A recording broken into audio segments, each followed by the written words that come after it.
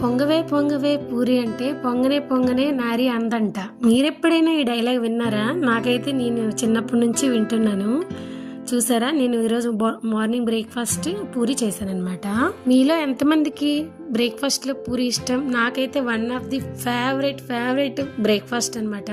కానీ తినాలంటేనే భయము. ఇప్పటికే వెయిట్ బాగున్నాను, ఇంకా వెయిట్ గెయిన్ అయిపోతున్నామో అని భయం అనమాట. పూరి విత్ బొంబాయి చట్నీ ఉంటుందండి కాంబినేషను, అసలు నెక్స్ట్ లెవెల్.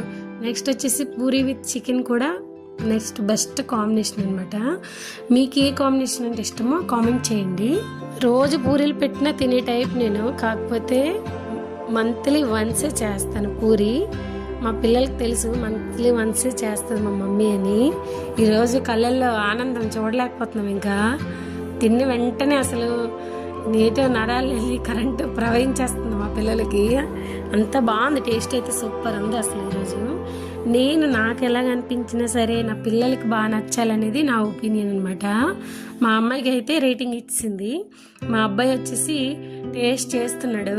వాడికి ఏ కర్రీ ఉన్నా, ఏం చేసినా, దోశతో ఇడ్లీతో టమాటా సాస్ మాత్రం కంపల్సరీగా ఉండాలి.